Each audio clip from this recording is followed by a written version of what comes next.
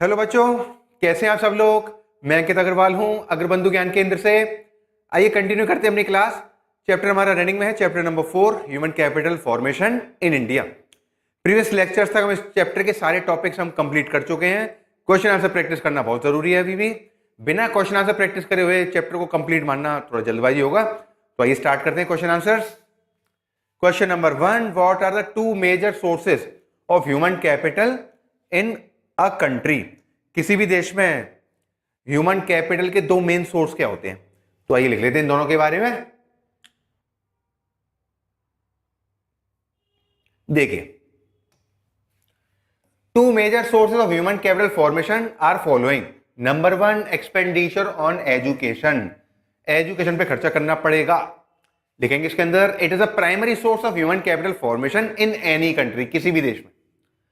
Although people have to spend a significant amount of their earnings, लिखिए यहां तक।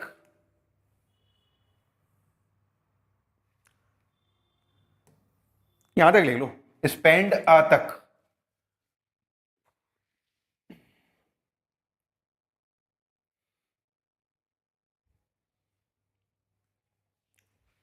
आगे बढ़ते हैं।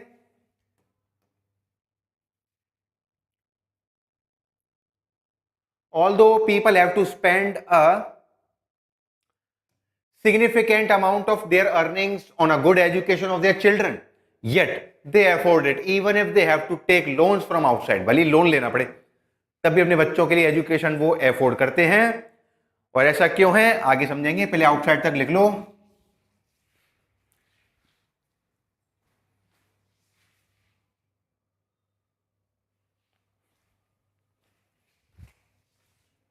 आगे बढ़ते हैं। देखिए, this is because they know this investment on education will result in substantial rise in incomes of their children। ये जो भी खर्चा हो रहा है ना, ये इन्वेस्टमेंट है, खर्चा नहीं है। इसका रिटर्न बाद में मिलेगा। More over education improves the quality of human resources. जो ह्यूमन रिसोर्सेज है हमारे पास, उसकी क्वालिटी भी इंप्रूव हो रही है। जो हमारे पास यूथ है उसकी क्वालिटी इंप्रूव होगी। हमने डिटेल में समझा था पहले, है ना। एन एजुकेटेड पर्सन इज तक लिख लीजिए।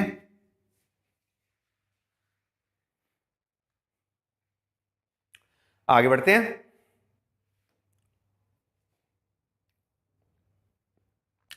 An educated person is likely to contribute to the economy in a better way than an uneducated person। Obviously, uneducated के मुकाबले एजुकेटेड पर्सन ज्यादा अच्छे से कंट्रीब्यूट कर सकते हैं, ज्यादा इकोनॉमिक ग्रोथ में पार्टिसिपेशन को इंश्योर कर सकते हैं। Realising the importance of education for the development of the country, the government ने क्या किया है, लिखेंगे पहले हैश तक लिख लो।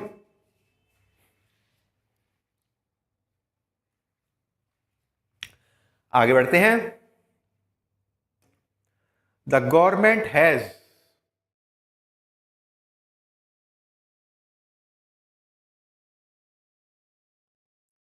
देखिए, realizing the importance of education for the development of the country, the government has passed right to education act 2009।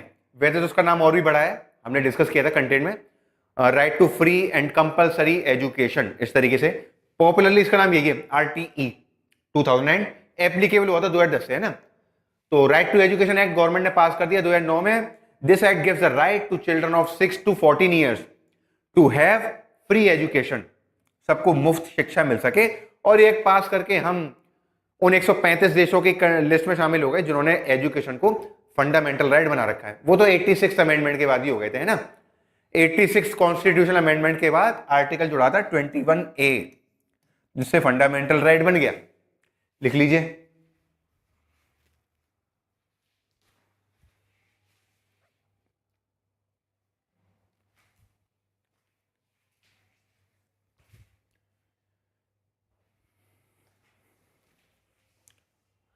आगे बढ़ते हैं। पहला सोर्स तो हो गया एक्सपेंडिचर ऑन एजुकेशन, अब दूसरा लिखेंगे।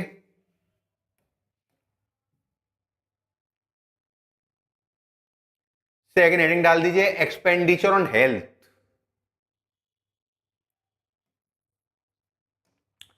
Expenditure on health second source, second major source.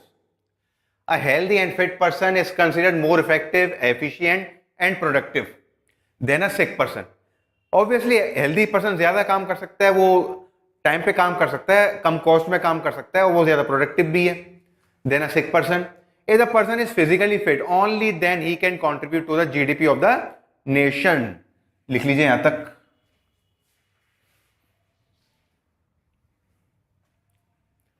आगे बढ़ते हैं. If the person is physically fit, only then he can contribute to the GDP of the nation. GDP of the nation. Moreover, if the person is fit, then his efficiency can also rise and this can prove a good thing for the nation. और अगर आदमी physically fit है, अगर particular youth physically fit है तो उसकी efficiency further compound हो सकती है, इंक्रीज हो सकती है, जिससे देश को फायदा मिल सकता है. उसके साथ साथ on the contrary, if the population is not healthy enough, तो फिर क्या होगा? लिखिए 2 तक.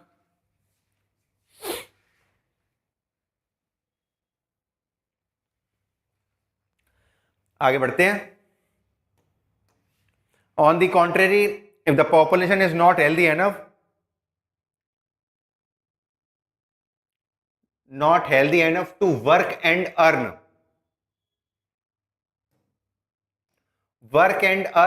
the country will remain backward. और अगर पॉपुलेशन ठीक नहीं है, फिट नहीं है, तो वो कंट्री बैकवर्ड रह जाएगी, है ना. Only healthy and fit persons can struggle and survive and can take the nation forward. तो यही लोग देश को आगे ले जा सकते हैं, वही सर्वाइव कर सकते हैं जो फिट है. So expenditure on health is also a main source of human capital formation in any country. लिख लीजिए.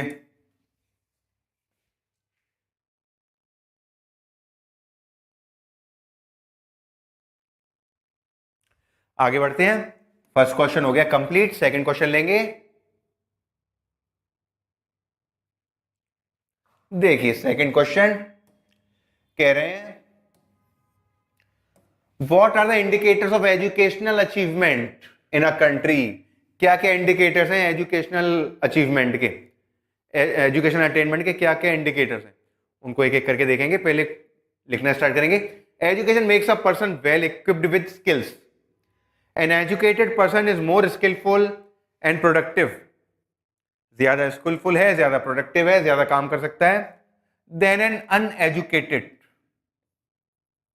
Uneducated person. पहले अनएजुकेटेड तक लिख लो.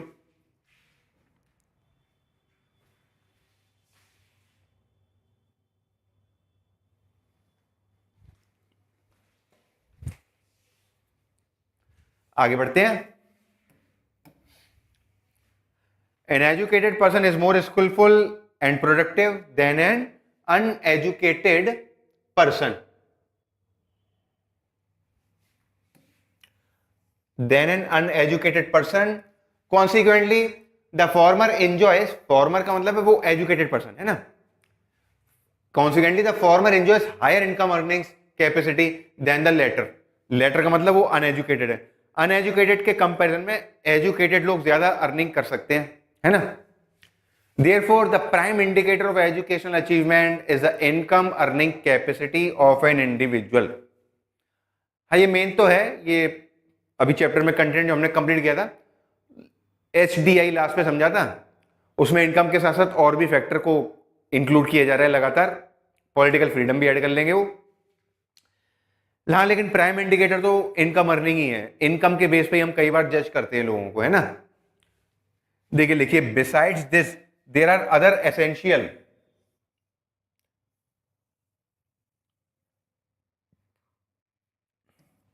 इनकम के अलावा और भी चीजें हैं जिससे हम जज कर सकते हैं. लिखिए असेंशियल तक.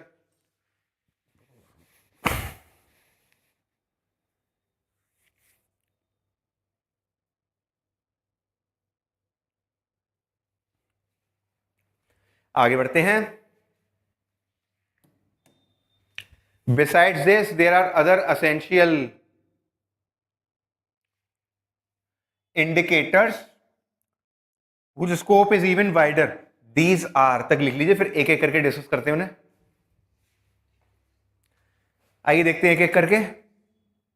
These are, number 1, adult literacy rate, adult literacy rate.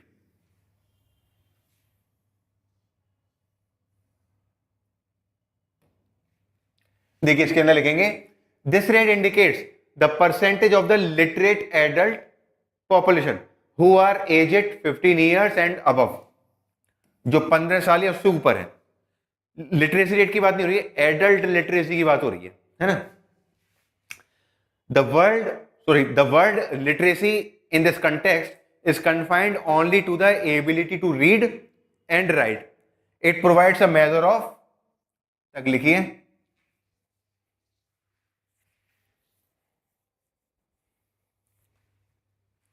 आगे बढ़ते हैं। It provides a measure of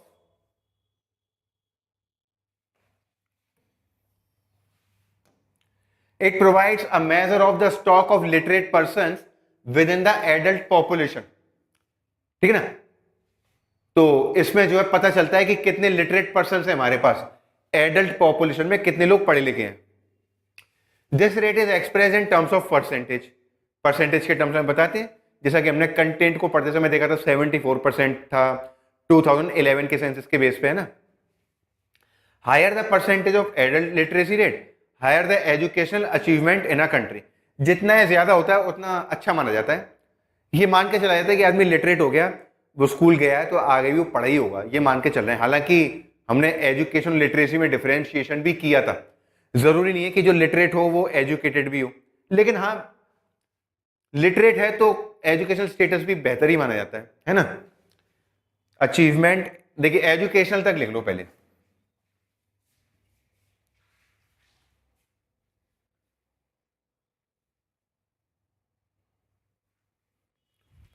आगे बढ़ते हैं।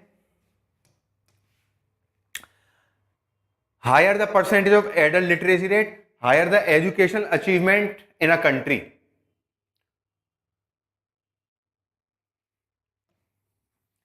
इन अ कंट्री, फिर आगे लिखेंगे this rate is the most important indicator for a country as it indicates the percentage of the population that can participate in the economic activity of the country. Most important इसलिए ये क्योंकि एक तो दूसरे देशों में कंपैरिजन लिटरेसी के base पे किया जाता है कई बार, और लिटरेट है तो वो इकोनॉमिक एक्टिविटी भी उसको कुछ ना कुछ करनी आनी चाहिए। देखिए लिख लीजिए,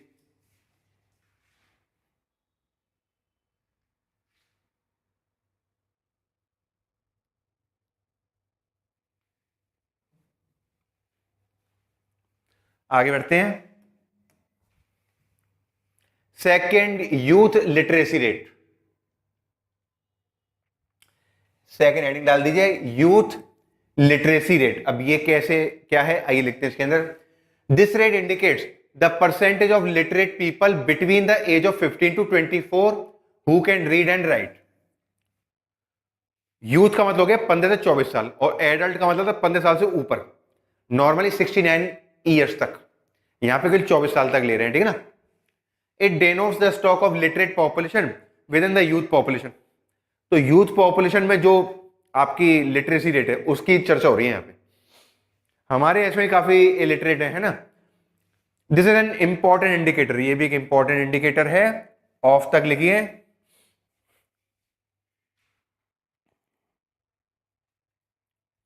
आगे बढ़ते हैं।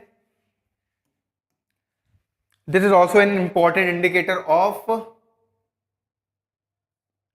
Educational achievement in a country. ये भी एक इंपॉर्टेंट इंडिकेटर है। This is because of the fact that majority of a country's population is not able to continue to their education till this age. हाँ नॉर्मली इस as के बाद जो पढ़ने लिखने की जो इतना ज़्यादा लोग नहीं पढ़ते हैं। फिर उसके बाद फॉर्मल एजुकेशन आपकी मैक्सिमम 21 22 मोस्टली 24 तक। हाँ कोई प्रोफेशनल कोर्स कर रहा है एसएससी वगैरह वो तो 30 साल तक करते ही रहते हैं बेचारे, तो वो बात अलग है। लेकिन मोस्ट ऑफ द जो यूथ है वो 24 के बाद पढ़ाई से विड्रॉ करने लग जाता है ना। Therefore higher the youth literacy rate, higher will be the achievement. पहले लिटरेसी तक ही लिख लो,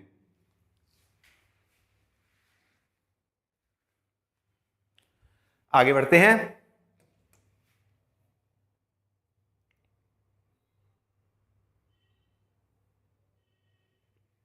देखिए, therefore higher the youth literacy rate, higher will be the achievement of a country in terms of education. तो जितना ज्यादा यूथ लिटरेसी रहेगा उतना ज्यादा हम ये मान सकते हैं कि हमने एजुकेशन के मामले में अचीव किया है, कि जो हमारे युवा लोग हैं उनको हमने पढ़ा लिखा बनाया है। देखिए, लिखिए यहां तक।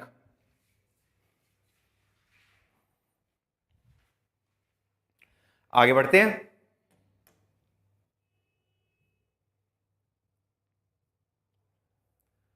प्राइमरी एजुकेशन कंप्लीशन रेट,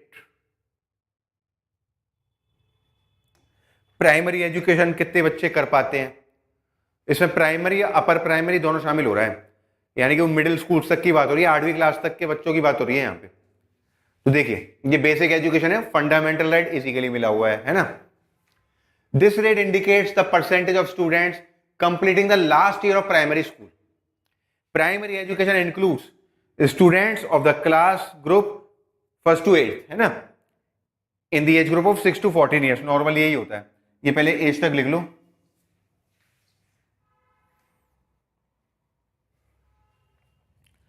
आगे बढ़ते हैं।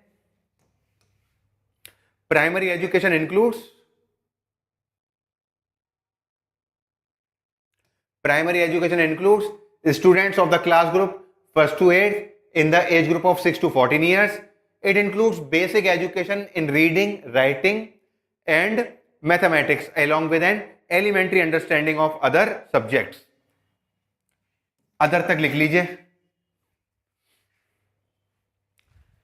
आगे बढ़ते हैं। ऑफ अदर सब्जेक्ट्स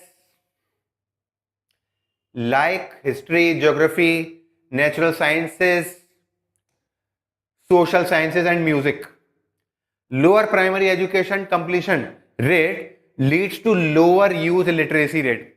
अगर प्राइमरी एजुकेशन ही नहीं कर पाए तो फिर यूथ लिटरेसी बाद में जाके क्या ही पढ़ाई करी होगी, है ना। Hence lower adult literacy rate, और जब यूथ लिटरेसी रेट भी कम है तो एडल्ट लिटरेसी रेट भी कम ही रहेगा। ठीक है, लिख लीजिए, सेकंड क्वेश्चन के आंसर को कंप्लीट कर दीजिए।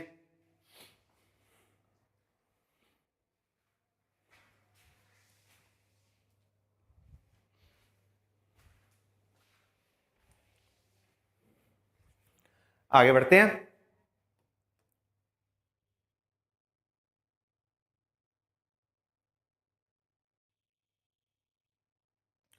देखिए, next question, question number 3। Why do we observe regional differences in educational attainment in India? Regional difference क्यों है? मतलब कोई स्टेट अच्छा एजुकेटेड है, किसी में 100% लिटरेसी रेट है जैसे केरल, और कहीं पे लिटरेसी रेट काफी कम है जैसे यूपी, बिहार। तो ऐसा क्यों देखने को मिलता है? आइए देखते हैं। Regional differences in educational attainment in India are to be attributed to differences in, तक लिखिए, फिर कर देते हैं। ये तो छोटा सा आंसर है इसका। तो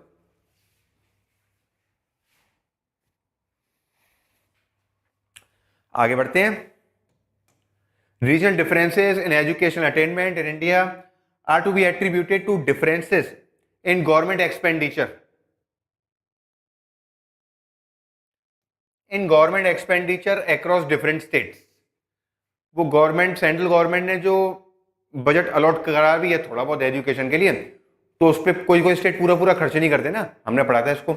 example, Himachal Pradesh spends much more than Bihar. Himachal Pradesh काफी अच्छा खर्च कर रहा है बिहार के मुकाबले, यानी कि जितना फंड उन्हें अलॉट हो रहा है हिमाचल प्रदेश लगभग लगभग पूरा खर्च कर रहे हैं, उसको पूरा यूज कर रहे हैं, और बिहार कर ही नहीं रहा। पहले ही फंड काफी कम मिला है एजुकेशन के लिए, वो भी पूरा खर्च नहीं हो रहा है। तो ये रीजनल डिफरेंस देखे जाने के बड़ा रीजन यही है, लिख लो।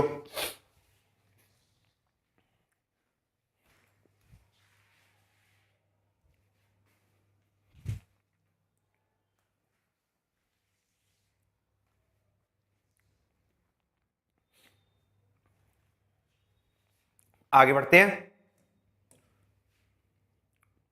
Next question, question number 4। देखिए, bring out the differences between human capital and human development. दोनों के बीच में डिफरेंस बताना है, ह्यूमन कैपिटल और ह्यूमन डेवलपमेंट के बीच में। स्टार्ट करेंगे आंसर। सबसे लास्ट में हमने यही टॉपिक देखा था, कंटेंट को लास्ट टाइम कंप्लीट जब हमने किया था, है ना। The differences between human capital and human development are as follows. कैसे है स्टार्ट करेंगे। Human capital is a means to an end. End तक पहुंचने के लिए ह्यूमन कैपिटल एक जरिया है। जरिया यानी कि वो एजुकेशन, हेल्थ, माइग्रेशन, ये सारे सोर्सेज हैं ह्यूमन डेवलपमेंट तक पहुंचने के लिए। Human capital is a means in the sense, किस सेंस में देखिए लिखेंगे, पहले दा तक लिख लो।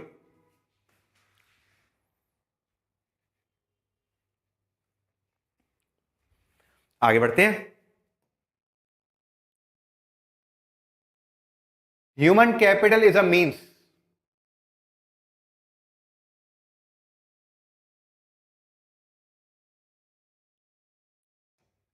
human capital is a means in the sense that it consists of skills as used in the process of production। इसमें स्किल्स को लेते हैं जो कि प्रोडक्शन प्रोसेस में काम में आता है। स्किल की काउंटिंग हो रही है यहाँ पे। It consist of know how, जो स्पेशल नॉलेज है कि कैसे काम को करना है, जो स्पेशलाइज नॉलेज है, आपका एक्सपीरियंस, एक्सपर्टीज या कोई मेथड या टेक्निक आपको पता है, वो सब नो हाउ में आ जाएगा। Abilities and expertise use as inputs in the production activity. तो इसमें सारी चीजें शामिल होती है ह्यूमन कैपिटल में। ह्यूमन डेवलपमेंट इससे भी ज्यादा बड़ा कॉन्सेप्ट है। Human development on the other hand is an end itself. इन सब प्रयासों से क्या आउटपुट निकल करके आया ह्यूमंस के अंदर, ह्यूमन वेलफेयर कितना हो रहा है, उसकी बात हो रही है ह्यूमन डेवलपमेंट में। तो it is an end itself. ये पेपर में अगर लिख पाओगे ना एंड सोर्स, तो इसके पूरे नंबर मिल जाएंगे, ठीक है ना। वो मीन्स टू एन एंड था, ये एंड है। देखिए लिखिए इट तक।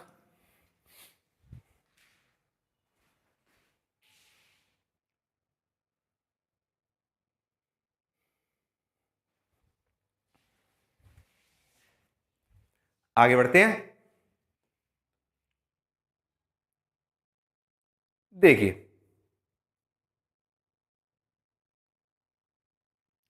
It refers to development of individuals as valuable personalities. Human development का मतलब ये कि उनका कैसे डेवलपमेंट हुआ है एक अच्छी पर्सनैलिटी के तौर पे। By acquiring good education and attaining good health. Education या हेल्थ को अटेन करके किस तरह की पर्सनैलिटी बनी है आपकी। एंड क्या हुआ है, human development occurs when more and more individuals in a society are educated, healthy and skill oriented.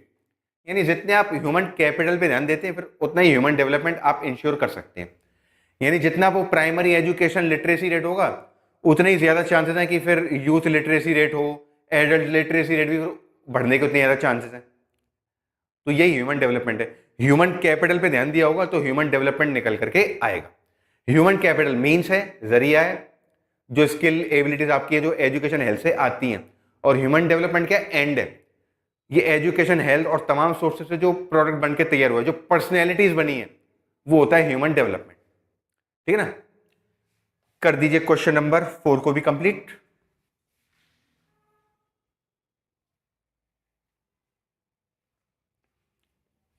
आगे बढ़ते हैं। Next question, question number 5। How is human development a broader term as compared to human capital. Human development ज्यादा broad क्यों है human capital के comparison में। इससे आपको क्वेश्चन नंबर 4 का ही मतलब और समझ में आएगा डिटेल में। तो आइए रेडी हो जाते हैं इसके लिए भी। इन दोनों को साथ साथ पढ़ना बहुत जरूरी था। तो देखिए तुरंत ही आ गया है क्वेश्चन नंबर 5 भी। देखिए इसके अंदर लिखना स्टार्ट करेंगे।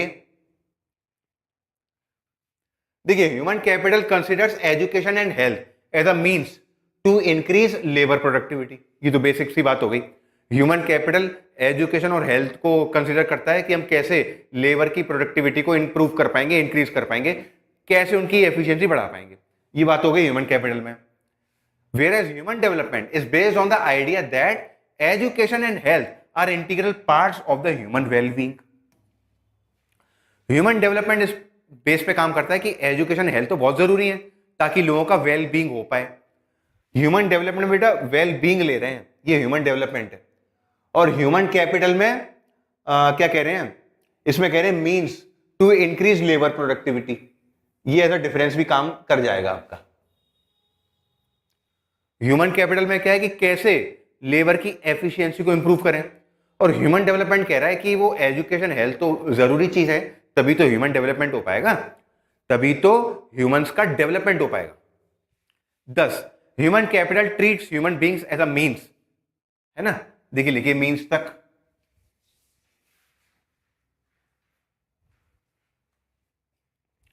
आगे बढ़ते हैं। देखिए, thus human capital treats human beings as a means to an end। ये हमने प्रीवियस क्वेश्चन में भी लिखा था, ये वाली लाइन है ना। In the sense that it consist of skills as use in the process of production. इसका मतलब ये, मीन्स का मतलब ये है कि ह्यूमन कैपिटल में स्किल्स को शामिल किया जाता है, वो स्किल जो कि प्रोडक्शन एक्टिविटी में कंट्रीब्यूट करेंगे।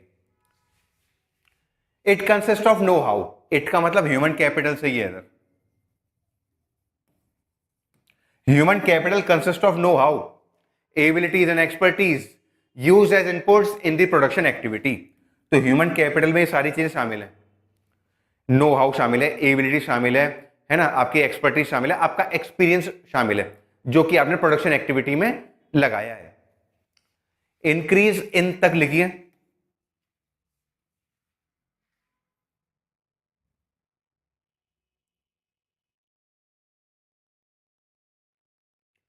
आगे बढ़ते हैं।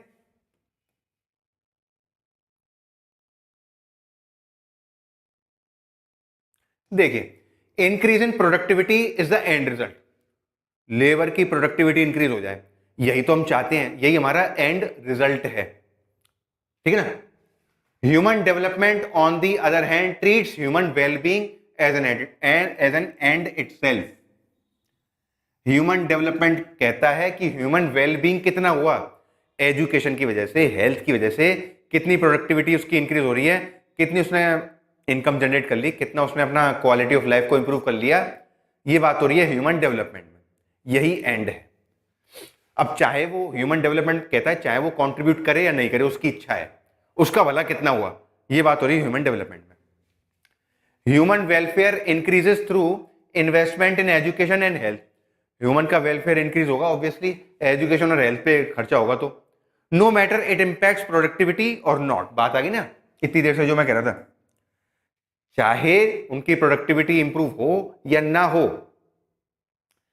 किसी पर्सन की हमने हेल्थ में उसको बीमारी से उसको हमने पीछे छोड़ा दिया उसका, लेकिन हो सकता है उसने आगे जाके अपनी प्रोडक्टिविटी एफिशिएंसी नहीं इंक्रीज कर पाया, पहले जितना काम जानता था उतना ही काम अब भी जानता है, प्रोडक्टिविटी तो इंक्रीज नहीं हुई, इस बात से मैटर नहीं करता है।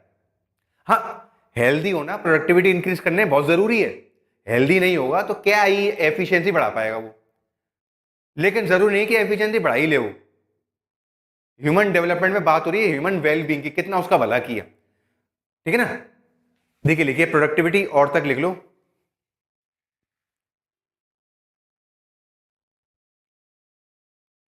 आगे बढ़ते हैं, ये इसमें प्राइमरी डिफरेंस आ गया।